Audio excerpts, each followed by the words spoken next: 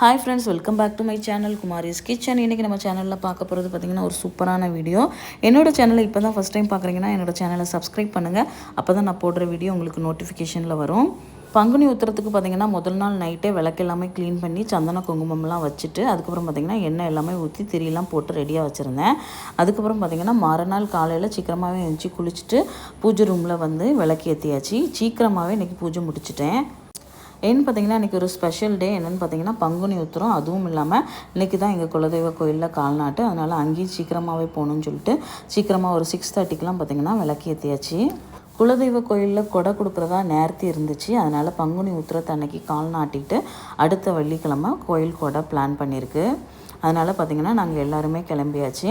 வீட்டில் நான், அத்தை, என் ஹஸ்பண்ட், அதுக்கப்புறம் ஆகாஷ், நீரேஷ், ஆருஷ் எல்லோரும் கிளம்பியாச்சு. எங்களுக்கு குலதெய்வ கோயில் எங்கே இருக்குதுன்னு பார்த்தீங்கன்னா சவுந்தரபாண்டியபுரத்தில் தான் இருக்குது. நாங்கள் எப்பவும் வருஷத்தில் ஒரு வாட்டி கோயில் கொடை டைமில் தான் அங்கே போவோம். இது பார்த்திங்கன்னா மேலே கோவில். இங்கே பூஜை முடிச்சுட்டு தான் நாங்கள் அந்த குலதெய்வ கோயிலில் பூஜை நடக்கும். எங்கேயும் பார்த்திங்கன்னா நம்ம குலதெய்வ கோயிலுக்கு கொடைக்காண்டி அடிச்சிருந்த பத்திரிக்கையும் வச்சு சாமி கும்பிட்டுட்டு சாமிக்கு இங்கே பூஜை பண்ணிட்டு தான் நாங்கள் இங்கேருந்து அங்கே கிளம்பினோம். ஆருஷ் குட்டியும் பார்த்திங்கன்னா நல்லா என்ஜாய் பண்ணிகிட்டு இருந்தான். அளவே இல்லை, அவன் நல்லா ஆக்டிவாகவே இருந்தான்.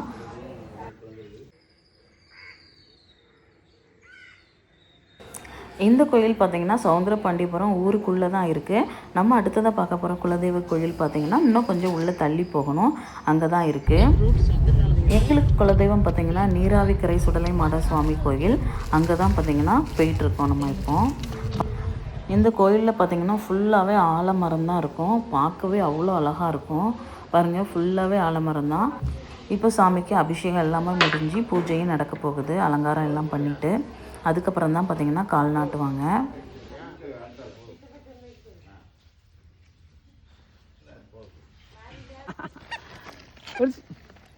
நீங்கள் உட்கார்ந்துருக்கீங்களா?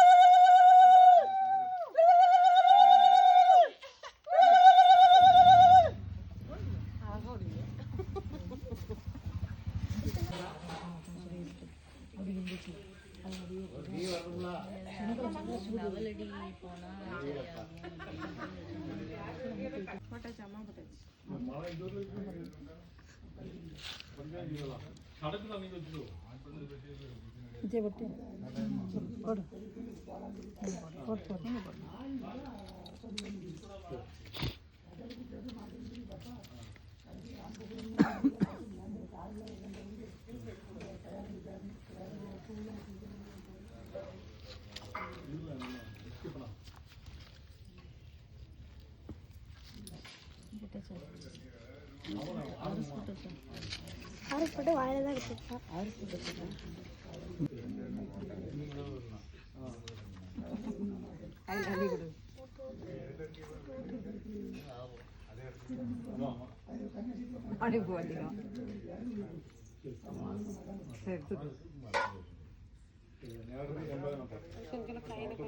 கையில்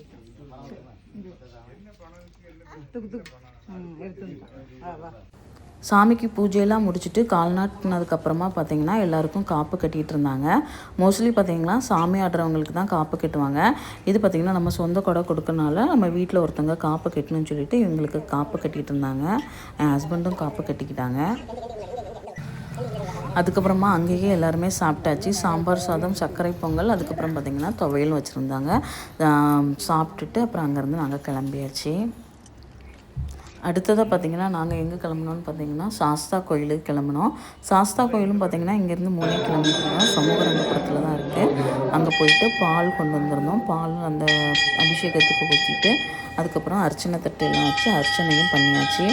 இதுதான் எங்கள் சாஸ்தா கோயில். எங்கே இருக்குதுன்னு பார்த்திங்கன்னா இது சமூகரங்கபுரத்தில் இருக்குது. இதோட சாஸ்தா நேம் பார்த்திங்கன்னா பாலுடையார் சாஸ்தா.